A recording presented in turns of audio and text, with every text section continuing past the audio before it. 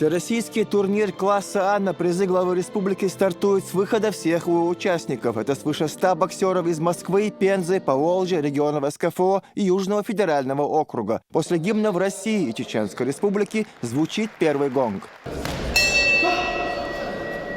На турнире сегодня представлено 19 пар боксеров от легкого до тяжелого веса. Все они кандидаты в мастера спорта и мастера спорта международного класса. Магомед Сакуев, воспитанник спортклуба «Ахмат», имеет на своем счету уже 35 побед на ринге. На этот раз молодой боксер также одерживает убедительную победу над соперником из Дагестана. Соперник был сильным, подготовленным.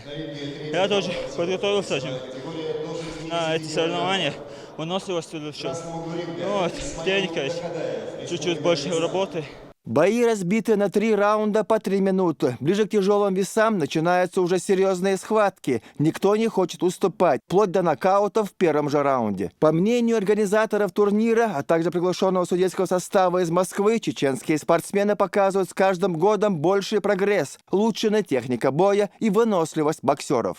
Уровень чеченских боксеров стал намного выше. И это способствует данным соревнованиям и забота главы республики Рамзана Кадырова, который очень много уделяет спорту. Я заметил не только одному боксу, и другим видам спорта.